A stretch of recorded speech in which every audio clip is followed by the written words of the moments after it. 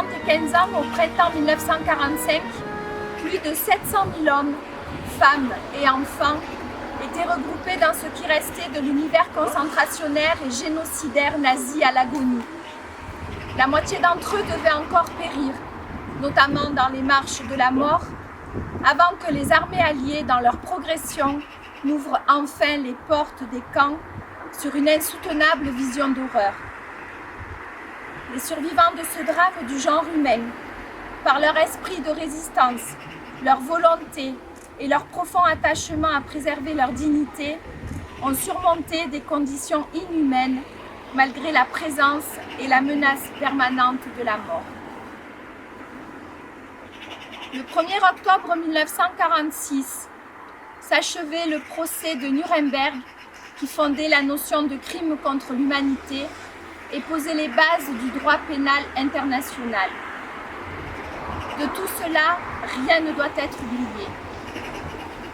Et pourtant, si les déportés ont su montrer dans les pires circonstances que la résistance face au crime demeurait toujours possible, leur persévérance à témoigner partout et auprès de tous ne suffit pas à faire disparaître la haine, le racisme, la xénophobie, l'antisémitisme et le rejet des différences. Combattre sans relâche les idéologies qui affaiblissent notre modèle républicain et prônent le retour à l'obscurantisme et au fanatisme, promouvoir la tolérance, investir dans l'éducation morale et civique des jeunes générations, c'est le message des déportés qui veulent faire de la journée nationale du souvenir des victimes et des héros de la déportation une journée d'hommage, de recueillement et plus encore d'engagement personnel. La période dramatique de la déportation rappelle en effet cruellement que les êtres humains sont responsables de l'avenir qu'ils préparent à leurs enfants et qu'ils partagent une même communauté de destin. Malgré le confinement, avec Madame le maire, nous avons voulu nous recueillir à la mémoire de tous les prisonniers des camps de la mort, camps qui ont été libérés en 1945. Nous avons souhaité évoquer la mémoire de ceux qui ont été tués, de ceux qui ont été libérés, de ceux qui ont été résistants, de ceux qui les ont libérés. Ici, à Port-de-Bouc, nous pensons tout naturellement à Armand Guigues et Albert Domenech, qui jusqu'à la fin de leur vie ont été nos fidèles messagers de l'antiracisme, de la fraternité et de la paix. Armand Guigues, ce citoyen du monde, ce patriote résistant, ce jeune communiste qui rejoint la résistance sur les quais avant d'être arrêté en novembre 1940, interné à Saint-Sulpice dans le Tarn-et-Garonne, puis à Buchenwald, où il connaîtra l'horreur tout en apprenant chaque jour davantage la solidarité.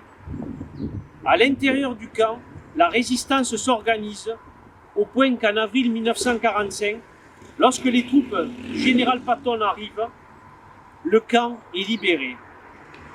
Quant à Albert Domenech, en 1939, il défile aux côtés de Daniel Casanova contre la guerre. Communiste, il rejoindra la résistance dès l'occupation et sera très vite arrêté, envoyé à la prison d'Aix dans le Lot-et-Garonne, puis à Dachau, où il trouve des forces supplémentaires pour nourrir son combat pacifiste sans haine ni vengeance. Tous les deux témoigneront dans toutes les écoles port-de-boucaines de la réalité de l'univers concentrationnaire, des dangers du fascisme et répandront des messages de paix.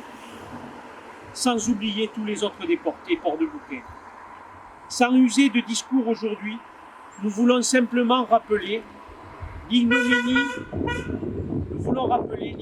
de toutes les voix haineuses qui poussent les hommes à s'entretuer et la grandeur de toutes les voix fraternelles qui poussent les hommes à partager.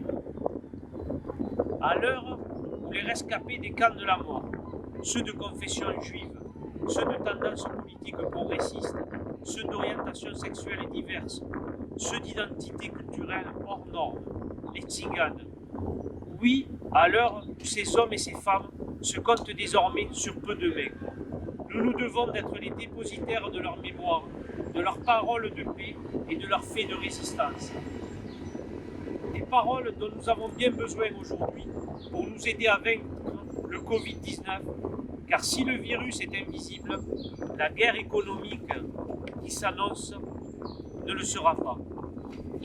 C'est pourquoi aujourd'hui, nous avons deux priorités à conjuguer simultanément. Se protéger en combattant le virus et imaginer un autre monde. En ce qui concerne le virus, la gestion présidentielle et ministérielle est pour le moins méprisante à notre égard.